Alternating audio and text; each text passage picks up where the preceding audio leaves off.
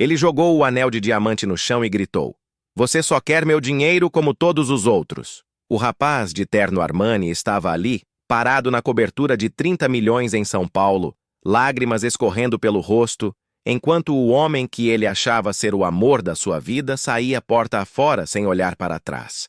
Rafael Mendes tinha apenas 32 anos, mas estava cansado. Cansado de ser usado, cansado de ser visto como uma carteira ambulante, cansado de acreditar que alguém poderia amá-lo por quem ele realmente era.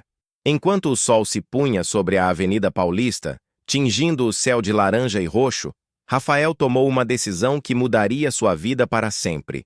Mas o que ele não sabia é que em menos de uma semana, um motorista de aplicativo, com olhos cansados e sorriso genuíno, iria destruir todas as suas certezas sobre o amor e mostrar que às vezes a pessoa certa aparece quando você finalmente desiste de procurar. A cobertura estava silenciosa agora, apenas o som distante do trânsito lá embaixo.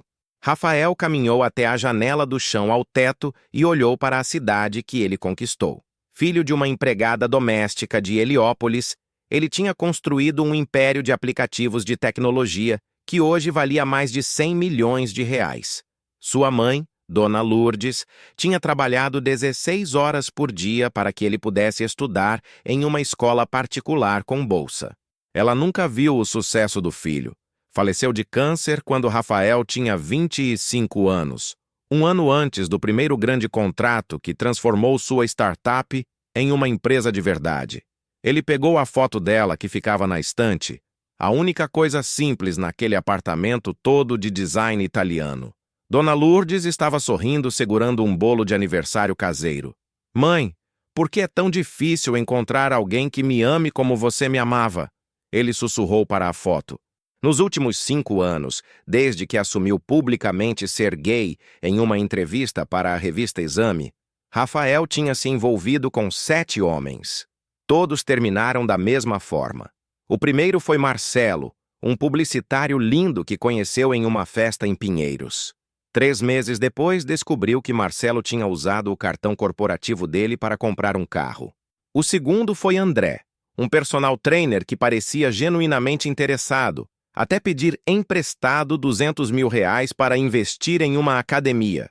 André sumiu com o dinheiro. Depois veio Tiago, depois Rodrigo, depois Leonardo. Todos com histórias diferentes, mas o mesmo final: descobrir que eram atraídos pela conta bancária, não pela pessoa. O último, Gustavo, tinha sido o pior. 2 anos de relacionamento, planos de morar juntos, conversas sobre adoção. Até Rafael descobrir, por acidente, os e-mails entre Gustavo e o advogado dele, calculando quanto conseguiria em um processo de união estável, caso conseguisse chegar aos 3 anos juntos. Rafael abriu uma garrafa de vinho francês que custava mais que o salário mensal de muita gente e se sentou no sofá. Pegou o celular e abriu o Grindr, depois o Tinder, depois o Scruff. Dezenas de mensagens, todas com a mesma energia. Pessoas querendo conhecer o empresário bem-sucedido, querendo jantar em restaurantes chiques, querendo viajar para a Europa. Ninguém perguntava como tinha sido o dia dele. Ninguém queria saber que ele ainda chorava vendo filmes tristes, que tinha medo de trovão desde criança, que sonhava em ter uma família de verdade. Ele deletou todos os aplicativos. Acabou. Estava oficialmente fora do mercado. Ia focar no trabalho, em expandir a empresa, talvez abrir um instituto em homenagem à mãe para ajudar outros jovens de favela. O amor romântico não era para ele. Algumas pessoas simplesmente não nasceram para isso. Na manhã seguinte, segunda-feira, Rafael acordou com uma sensação estranha de paz.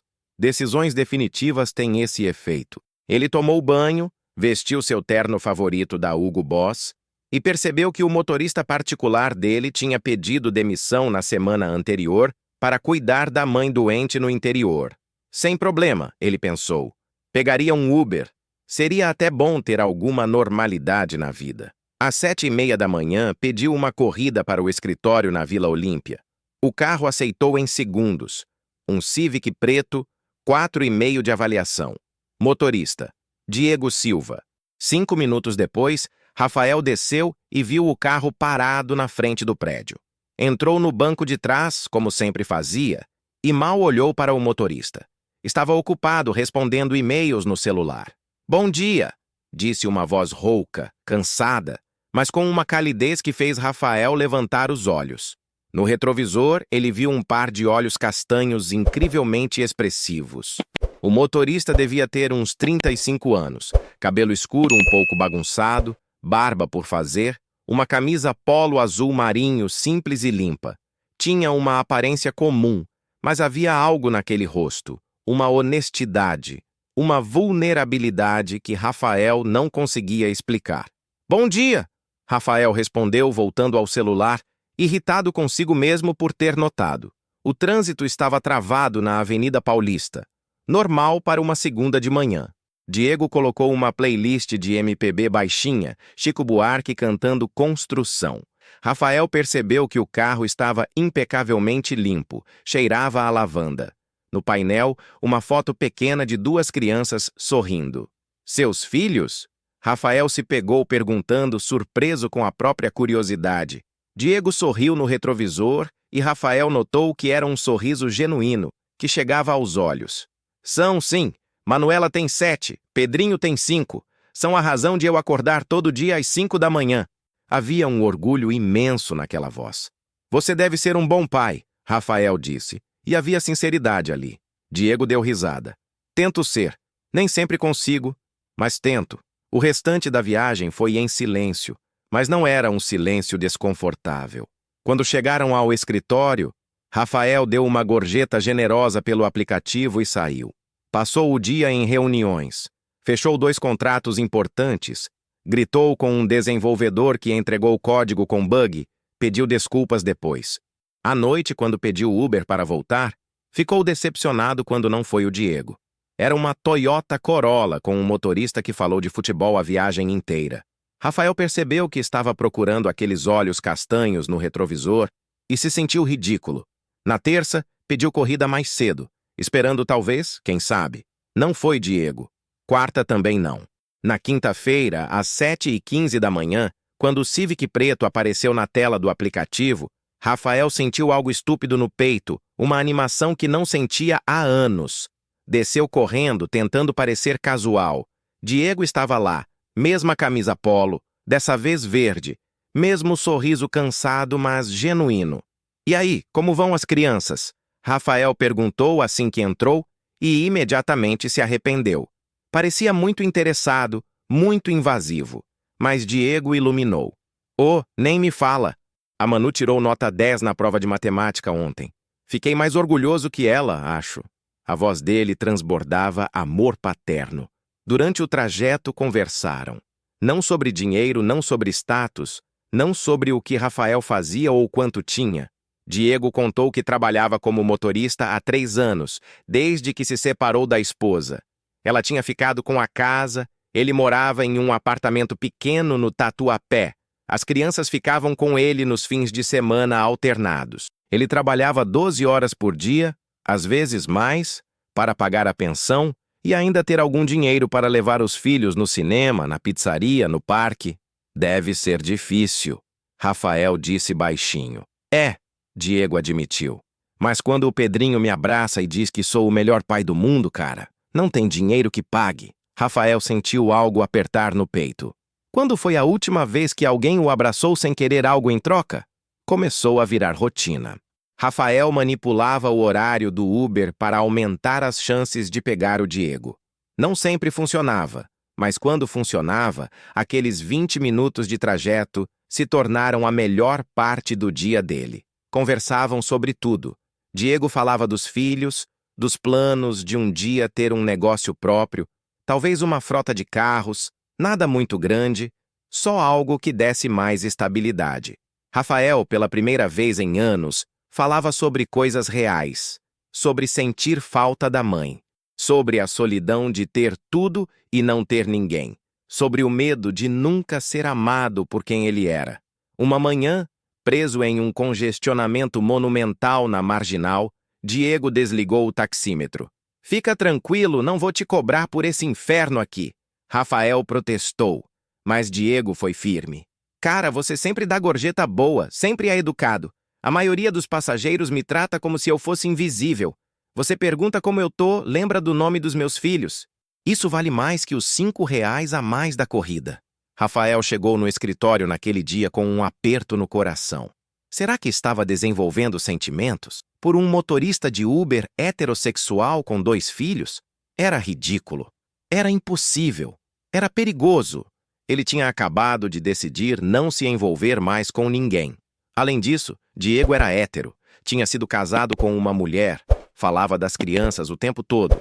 Rafael conhecia a sua própria história, conhecia a história de tantos homens gays que se apaixonavam por héteros e só colhiam sofrimento. Não podia fazer isso consigo mesmo. Tinha que parar, tinha que pegar outros motoristas. Mas não conseguia. Uma sexta-feira, quase um mês depois da primeira corrida, Diego chegou diferente. Os olhos estavam vermelhos, a expressão fechada. Rafael percebeu na hora. "Tudo bem?" perguntou genuinamente preocupado. Diego respirou fundo. "Desculpa, tô meio mal hoje.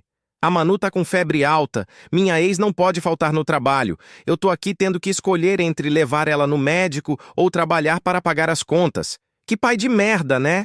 A voz dele quebrou no final. Rafael não pensou. "Para o carro." Diego olhou no retrovisor confuso. "O quê?" "Para o carro agora. Você vai buscar a Manuela, vai levar ela no melhor pediatra de São Paulo e eu pago tudo. Não discute comigo.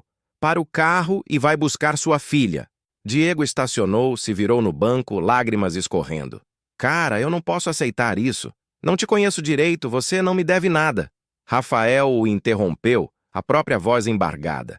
"Diego, a única coisa decente que meu dinheiro pode comprar é ajudar alguém que realmente merece. Seus filhos precisam de você inteiro, não dividido entre a preocupação e o trabalho. Me passa o endereço da sua ex. Eu vou de Uber. Você vai buscar a Manu. Agora." Diego segurou o volante, os ombros tremendo. "Por que você está fazendo isso?" Rafael sorriu tristemente. "Porque você me lembrou que ainda existe gente boa no mundo. E porque minha mãe teria feito o mesmo." Naquela tarde, Rafael mandou o contato do pediatra dele, um dos melhores de São Paulo, e instruiu a secretária a encaixar a Manuela imediatamente, conta dele. Mandou também o número de um laboratório particular para qualquer exame. Horas depois, recebeu uma mensagem de Diego. "Manu tá bem, era só uma gripe forte, já tá medicada." "Cara, não tenho palavras. Você mudou o dia dela, mudou meu dia. Como eu posso te agradecer?" Rafael digitou e apagou a resposta 5 vezes. O que ele queria dizer era: "Você já agradeceu só existindo." Mas mandou: "Fico feliz que ela esteja bem. Qualquer coisa, me chama." No fim de semana, Rafael não conseguia parar de pensar em Diego. Era mais que atração física. Embora tivesse percebido que achava Diego muito atraente, de um jeito sutil, real, era a pessoa. A honestidade, a luta, o amor pelos filhos, a gratidão genuína. Era tão diferente de todos os homens que tinha conhecido. Na segunda, quando pediu corrida e foi outro motorista, sentiu uma decepção desproporcional. Terça também. Na quarta, finalmente o Civic preto.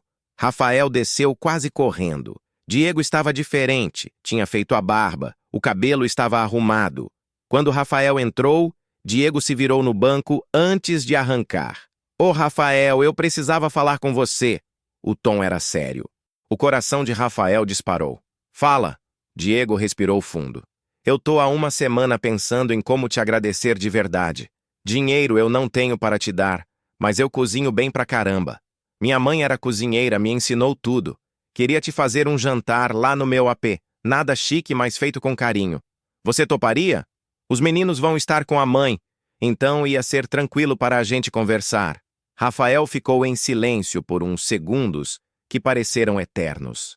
Seu cérebro gritava: "Perigo, perigo, você vai se machucar, ele é hétero, isso vai acabar mal." Mas seu coração, aquele órgão estúpido e teimoso, disse: "Eu adoraria." Diego sorriu, um sorriso enorme que transformou o rosto inteiro. "Sério? Que massa! Sexta que vem te serve? Tipo 8 da noite?" "Perfeito." Rafael disse, e passou o resto da corrida em silêncio, tentando processar o que tinha acabado de aceitar. Era só um jantar de agradecimento, ele tentou se convencer. Amigos fazem isso. Não significava nada. Os dias até sexta foram tortura. Rafael estava ansioso como um adolescente no primeiro encontro. Não era encontro, era um jantar de agradecimento. Ele repetia para si mesmo. Escolheu a roupa 4 vezes, finalmente decidindo por uma calça jeans e uma camisa branca simples. Não podia parecer que estava tentando demais. Às 8 em ponto, estava na frente de um prédio simples no Tatuapé, um daqueles de classe média baixa, bem cuidado, mas claramente antigo. Diego apareceu no interfone, a voz animada. 3º andar, apartamento 32. O apartamento era pequeno, uns 50 metros quadrados, mas estava limpo e organizado. Tinha desenhos das crianças na geladeira, brinquedos organizados em caixas no canto da sala, um sofá surrado, mas confortável. Cheirava a alho e azeite, algo delicioso no forno. Diego apareceu da cozinha, usando um avental que dizia "Melhor pai do mundo". Presente das crianças, provavelmente. Ele estava sorrindo, parecendo mais relaxado do que Rafael já tinha visto. "Seja bem-vindo ao meu humilde lar", ele disse, meio sem graça. Rafael sentiu uma onda de ternura. "Tá lindo aqui", ele disse. E era verdade. Tinha mais amor naquele apartamento pequeno do que na cobertura de 30 milhões. O jantar foi lasanha, feita do zero, com molho de tomate caseiro. Diego tinha feito até o pão de alho, crocante e perfeito. Rafael não se lembrava quando tinha comido algo tão gostoso, não pelo sabor apenas, mas pelo significado. Cada garfada era amor materializado. Conversaram por horas, bebendo vinho barato que Rafael achou melhor que os franceses, de R$ 5.000. Diego contou sobre a infância em Osasco, sobre a mãe que criou 4 filhos sozinha, sobre o sonho de dar uma vida melhor para a Manu e o Pedrinho. Rafael, pela primeira vez, contou sobre crescer pobre, sobre o preconceito que sofreu quando assumiu ser gay, sobre a solidão de não ter com quem dividir o sucesso. Depois do jantar, foram para o sofá com café. A conversa ficou mais pessoal, mais profunda. "Posso te perguntar uma coisa?", Diego disse de repente sério. "Claro", Rafael respondeu, o coração acelerando. "Por que você é tão sozinho? Tipo, você é bonito, inteligente, bem-sucedido. Devia ter uma fila de pretendentes." Rafael deu uma risada amarga. "Já tive. Todos queriam meu dinheiro. Ninguém me queria de verdade." Diego ficou olhando para ele por um longo momento. "Isso é muito triste, cara. Você merece alguém que te veja, não sua conta bancária." O silêncio que se seguiu foi carregado de algo que Rafael não conseguia nomear. Diego estava mais perto agora, seus joelhos quase se tocando no sofá. "Posso te contar uma coisa?", Diego disse baixinho. "Sempre", Rafael respondeu. "Eu nunca tinha conhecido ninguém como você. Tipo, você tem tudo, mas é tão real, tão sozinho também. E eu meio que não consigo parar de pensar em você. O que é loucura, porque eu nunca fiquei com outro homem, nem pensei nisso, mas com você..." Ele não terminou a frase, mas não precisava. Rafael estava congelado. "Diego, Sua mente estava acelerada, pânico e esperança brigando. "Você não precisa dizer nada", Diego continuou. "Eu sei que isso é confuso. Para mim também é. Mas desde que te conheci, algo mudou. Você me faz querer ser melhor, me faz sentir visto. E eu fico pensando, será que é amizade ou é algo mais? E hoje, te vendo aqui no meu AP, comendo minha lasanha, rindo das minhas piadas idiotas, eu percebi que é algo mais. Para mim é." Ele finalmente olhou nos olhos de Rafael, e havia medo ali, mas também coragem. "E para você?" Rafael sentiu lágrimas queimando nos olhos. "Diego, eu não quero que você faça isso porque se sente grato, ou porque..." Diego o interrompeu pegando a mão dele. O primeiro toque físico entre eles, além de um aperto de mão cordial. "Cara, não é gratidão. Eu sei a diferença. É medo? É. Eu tenho medo de não saber o que estou fazendo, de estragar nossa amizade, de não ser suficiente. Mas pela primeira vez em anos, desde que me separei, eu quero tentar. Quero conhecer você de verdade, se você quiser também. Rafael tinha passado meses construindo muros, convencendo-se de que amor não era para ele, que estava melhor sozinho. Mas ali, naquele apartamento pequeno no Tatuapé, segurando a mão calejada de um motorista de Uber que mal conhecia, mas que de alguma forma conhecia melhor que qualquer um, os muros começaram a ruir. Eu tô com medo também, Rafael admitiu, a voz quebrando. Todo mundo que eu já fiquei me usou, e eu não acho que consigo passar por isso de novo. Mas você, Diego, você é diferente. Eu sinto isso, e eu quero tentar também. Muito. Diego sorriu, aquele sorriso que transformava todo o rosto, e se aproximou devagar, dando tempo para Rafael recuar se quisesse. Mas Rafael não queria recuar. Quando os lábios dele se encontraram, foi diferente de qualquer beijo que Rafael já tinha dado. Não tinha urgência sexual, não tinha performance. Era doce, hesitante, cheio de possibilidades e medos e esperança. Quando se separaram, Diego estava com os olhos brilhando. Isso foi nossa! Ele disse, meio sem palavras. Foi! Rafael concordou, rindo e chorando ao mesmo tempo. Passaram o resto da noite conversando, se beijando de vez em quando, rindo da estranheza e maravilha de tudo. Diego admitiu que estava aterrorizado de não saber o que estava fazendo, de não ser bom o suficiente. Rafael jurou que eles aprenderiam juntos, que não tinha manual, que o importante era serem honestos um com o outro. Quando Rafael foi embora, já passava da meia-noite, e ele se sentia mais vivo do que em anos. No Uber de volta não conseguia parar de sorrir como um idiota. Os dias seguintes foram um turbilhão. Conversavam por mensagem o tempo todo, Rafael roubando minutinhos nas reuniões para responder, Diego mandando fotos dos filhos, das corridas, do pôr do sol que viu em algum lugar de São Paulo. Marcaram outro jantar, dessa vez Rafael insistiu em levar Diego em um restaurante bom, mas Diego recusou. Cara, eu ia ficar desconfortável demais. Me leva num rodízio de pizza, isso sim. Foram ao rodízio, riram até doer a barriga, e Rafael percebeu que nunca tinha se divertido tanto em um jantar. Mas nem tudo era fácil. Diego estava genuinamente tentando entender sua sexualidade. O que significava para ele estar com um homem. Tinha crises de pânico pensando em como contar para os filhos, para a família. Uma noite ligou para Rafael às 2 da manhã, voz desesperada. Eu não sei se consigo fazer isso, cara. Meu pai vai me matar. Minha ex vai usar isso para tentar tirar os meninos de mim. Todo mundo no meu bairro vai falar. Rafael foi até lá, segurou Diego enquanto ele chorava. Prometeu que iam devagar, que não precisava contar para ninguém ainda, que ele respeitaria o tempo de Diego. Rafael também tinha seus demônios. A paranoia de estar sendo usado não sumiu da noite para o dia.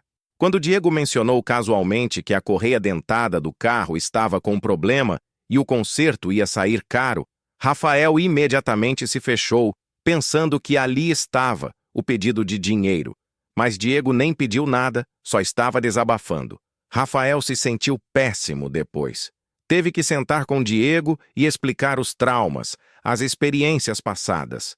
Diego ouviu tudo, segurou a mão dele e disse: Eu nunca vou te pedir dinheiro. Nunca. Se algum dia eu precisar de ajuda, eu vou falar. Mas vai ser empréstimo e eu vou pagar. Minha dignidade não tem preço. 2 meses depois de começarem a se ver, Diego convidou Rafael para conhecer as crianças. Como amigo, ele deixou claro. Eu não tô pronto para eles saberem que a gente é... sei lá, o que a gente é. Rafael aceitou, nervoso como nunca. E se as crianças não gostassem dele? E se ele fizesse algo errado? Mas quando Manu e Pedrinho entraram no apartamento naquele sábado de manhã, com suas risadas altas e energia infinita, algo no coração de Rafael simplesmente derreteu. Passaram o dia no parque, comeram pipoca, jogaram bola. Manu perguntou se Rafael era rico porque o tênis dele parecia caro. Diego ficou sem jeito, mas Rafael riu e disse que sim, que trabalhava muito e ganhava bem. Você pode comprar um castelo? Pedrinho perguntou, olhos arregalados. Acho que sim, Rafael respondeu. Mas prefiro gastar em coisa melhor, tipo sorvete para crianças legais. Eles gostaram da resposta. No final do dia, quando as crianças foram dormir na casa da mãe, Diego abraçou Rafael forte. Eles adoraram você. E eu vi você com eles, cara. Você seria um pai incrível. Rafael não tinha percebido que estava chorando até Diego limpar suas lágrimas. Eu sempre quis uma família, ele admitiu. Achei que nunca ia ter. Talvez você tenha encontrado uma, Diego sussurrou. Mas a vida não é um conto de fadas, e a realidade bateu forte algumas semanas depois. A ex-esposa de Diego, Juliana, descobriu sobre o relacionamento. Alguém tinha visto eles se beijando perto do apartamento de Diego e contou para ela. Juliana, uma mulher conservadora, surtou. Ligou para Diego gritando. Ameaçou entrar com processo para tirar a guarda das crianças. Disse que não ia deixar os filhos dela serem criados por um pai gay, que era um péssimo exemplo. Diego ficou devastado. Rafael viu o homem que ele amava se desfazer em pedaços. Ela pode fazer isso? Diego perguntou desesperado. Ela pode tirar meus filhos de mim? Rafael imediatamente ligou para o melhor advogado de família de São Paulo. Explicou a situação. O advogado foi claro. Legalmente, Juliana não tinha base nenhuma. Orientação sexual não era motivo para a perda de guarda. Mas ela podia tornar tudo muito difícil, caro e demorado. Eu vou pagar tudo, Rafael disse imediatamente. Diego recusou. Não, cara, isso é problema meu. É nosso, Rafael corrigiu. Se a gente vai estar junto, seus problemas são meus problemas. E eu não vou deixar você perder seus filhos porque não tem dinheiro para um advogado bom. A briga judicial foi exaustiva. Juliana era mesquinha. Inventou acusações. Disse que Diego estava negligenciando as crianças, que Rafael era uma má influência. Mas o advogado que Rafael contratou era implacável. Apresentou provas de que Diego era um pai exemplar. Testemunhas, documentos. Em uma audiência particularmente difícil, Manu, que já tinha 8 anos na época, pediu para falar com o juiz. Com uma coragem que partiu o coração de todos na sala, ela disse: Meu pai é o melhor pai do mundo. Ele cuida da gente, brinca com a gente, sempre está presente. O Rafael também é legal, ele é gentil com a gente. Eu não entendo porque minha mãe tá brava, mas eu quero continuar vendo meu pai. O juiz, visivelmente emocionado, garantiu que a guarda compartilhada seria mantida. A vitória foi importante, mas deixou cicatrizes. Diego ficou mais fechado, mais assustado. Pensou em terminar tudo com Rafael, disse que talvez fosse melhor, que não valia a pena arriscar mais. Rafael, pela primeira vez desde que se conheceram, ficou bravo de verdade. Você acha que eu vou te deixar desistir agora? Depois de tudo que passamos? Não, Diego. Você não vai tomar essa decisão sozinho. Se você não me ama mais, tudo bem, eu vou embora. Mas se você está tentando me proteger ou se proteger, esquece. A gente enfrenta isso junto ou não enfrenta nada. Diego olhou para Rafael, para aquele homem que tinha chegado na vida dele de maneira tão improvável, e percebeu que havia se apaixonado completamente. Não pelo dinheiro, não pela comodidade, mas pela pessoa, pela coragem de Rafael, pela vulnerabilidade dele, pela forma como amava Manu e Pedrinho como se fossem dele. Eu te amo, Diego disse. E foi a primeira vez que qualquer um deles falava aquelas palavras. Eu te amo e tenho medo disso, mas eu te amo. Rafael sentiu o peito explodir. Eu também te amo, tanto que às vezes dói. Decidiram assumir o relacionamento completamente. Diego contou para a família, enfrentou o preconceito de alguns, mas teve o apoio surpreendente da mãe, que disse que só queria vê-lo feliz. Contaram para as crianças de forma simples e honesta. O Rafael é mais que um amigo do papai, Diego explicou. Ele é meu namorado. Isso significa que a gente se ama, do jeito que papai e mamãe se amavam antes. Manu franziu a testa pensando. Tipo os príncipes no desenho que a gente viu? É, tipo os príncipes, Diego confirmou. Legal, Pedrinho disse. Ele pode vir morar com a gente? Rafael riu até chorar. 6 meses depois dessa conversa, Rafael fez um pedido a Diego. Vem morar comigo. Traz as crianças nos seus fins de semana. A gente transforma um dos quartos em quarto deles. Ou a gente compra uma casa do jeito que vocês quiserem. Mas eu não quero mais passar noites longe de você. Né? Diego tinha medo. Era um passo enorme. Mas quando olhou para Rafael, viu o futuro que sempre quis. Tá bom, ele disse. Mas nada de cobertura. Quero uma casa com quintal onde as crianças possam brincar. Rafael teria comprado um castelo se Diego pedisse. Acharam uma casa linda em Perdizes, 3 quartos, quintal com churrasqueira, pertinho de uma escola boa. Diego insistiu em contribuir com as contas, mesmo que a contribuição dele fosse mínima comparada à de Rafael. Eu preciso disso, ele explicou. Preciso sentir que sou um parceiro de verdade, não um dependente. Rafael entendeu, respeitou, fizeram um acordo justo, cada um contribuindo proporcionalmente à sua renda. A vida juntos era normal, maravilhosamente normal. Diego continuou dirigindo o Uber, porque gostava da independência, mas reduziu as horas. Rafael continuou comandando a empresa, mas começou a sair mais cedo para jantar em família. Nos fins de semana com as crianças, faziam panquecas no café da manhã, iam ao cinema, brincavam no quintal. Manu começou a chamar Rafael de Pai Rafa, e ele chorava toda vez. Pedrinho ensinou Rafael a jogar videogame, e Rafael descobriu que era péssimo, mas se divertia mesmo assim. Teve dificuldades? Claro. Brigas sobre coisas bobas, sobre como criar as crianças, sobre dinheiro, sobre tempo. Uma vez brigaram feio porque Rafael tinha que viajar para um congresso em Nova York e ia perder o aniversário de Manu. Diego acusou Rafael de colocar trabalho na frente da família. Rafael retrucou que estava trabalhando para dar uma vida melhor a todos eles. Ficaram uma semana mal, até que Manu, com sua sabedoria de criança, disse: "Vocês vão ficar brigados para sempre? Porque eu queria que vocês ficassem juntos. Tipo na saúde e na doença, igual no casamento." Ela tinha 8 anos e já sabia como quebrar corações e juntar pedaços. Rafael cancelou a viagem. Fez a reunião por videochamada. No aniversário de Manu, organizou uma festa no quintal, com pula-pula, algodão doce e um show de mágica. Quando Manu apagou as velinhas, ela pediu um desejo em voz alta. "Quero que o papai e o pai Rafa fiquem juntos para sempre."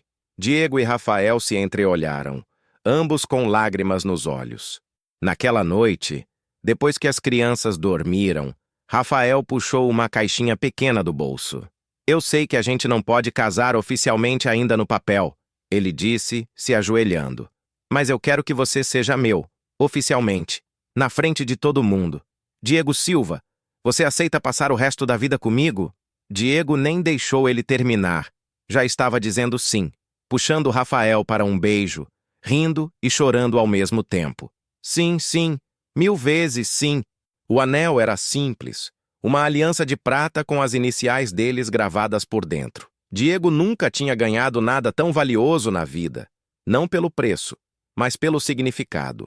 Casaram 6 meses depois, em uma cerimônia linda no quintal da casa, com as crianças como pajens, com a mãe de Diego chorando de emoção, com os amigos de verdade de ambos os lados. Rafael, olhando para Diego no altar improvisado, percebeu que tinha passado tanto tempo procurando amor em lugares errados, quando o certo estava esperando por ele em um Civic preto, com olhos cansados, mas gentis, com um coração enorme e uma coragem que ele nunca imaginou que existisse. Hoje, 3 anos depois daquele primeiro encontro, eles ainda estão juntos. Diego abriu sua própria empresa de transporte, pequena, mas próspera, com 5 carros e motoristas honestos que ele treinou pessoalmente. Rafael continua à frente da empresa de tecnologia, mas agora com um equilíbrio melhor entre trabalho e vida pessoal. As crianças estão crescendo em um lar cheio de amor, aprendendo que família não é sobre DNA, é sobre escolha, sobre presença, sobre amor incondicional. Manu quer ser advogada quando crescer, para defender pessoas como os pais dela. Pedrinho quer ser cozinheiro, porque adora os jantares que os pais fazem juntos todos os domingos. Rafael ainda se pega às vezes olhando para Diego dormindo ao lado dele e pensando em como a vida é estranha. Como ele estava tão certo de que amor não era para ele, que estava destinado à solidão, e então um motorista de Uber com um sorriso genuíno e uma alma honesta mudou tudo. Eles não são perfeitos. Brigam, se desentendem, passam por fases difíceis. Mas no final do dia, sempre se encontram no meio, sempre se escolhem de novo. A história de Rafael e Diego nos ensina algo fundamental sobre o amor e sobre a vida. Às vezes a gente passa tanto tempo procurando no lugar errado, com as pessoas erradas, seguindo os critérios errados, que a gente nem percebe quando o certo aparece. Rafael estava procurando em festas caras, em aplicativos superficiais, em pessoas que falavam a língua dele de status e dinheiro. Mas o amor de verdade estava em um Civic preto, em mãos calejadas de trabalho, em um homem que acordava às 5 da manhã para dar o melhor aos filhos. O amor estava na simplicidade, na honestidade, na coragem de ser vulnerável e de arriscar o coração mais uma vez. E ensina também que nunca é tarde para recomeçar, para acreditar de novo, para abrir o coração depois de ter sido quebrado tantas vezes. Rafael tinha todos os motivos para desistir, para se fechar em seu castelo de luxo e solidão, mas ele escolheu arriscar. E Diego, um homem que nunca tinha considerado estar com outro homem, que tinha medo do julgamento, que tinha tudo a perder, também escolheu arriscar. Porque o amor verdadeiro vale qualquer risco, qualquer medo, qualquer batalha. E quando você encontra alguém que te ama pelo que você é, não pelo que você tem, alguém que escolhe você todos os dias, não por obrigação, mas por vontade, você segura essa pessoa com tudo que você tem e não solta mais. Se essa história tocou seu coração, se você também já desistiu do amor e precisa acreditar que ainda é possível, deixe seu like aqui embaixo. Compartilhe com alguém que precisa ouvir que o amor verdadeiro existe, que ele aparece quando a gente menos espera, nos lugares mais improváveis. E se você ainda não se inscreveu no canal, se inscreva agora para mais histórias que vão te fazer acreditar na bondade, na justiça, no amor e na capacidade que a gente tem de recomeçar, não importa quantas vezes a vida nos derrube. Porque no final, o que importa não é quantas vezes caímos, mas quantas vezes tivemos coragem de levantar e acreditar de novo.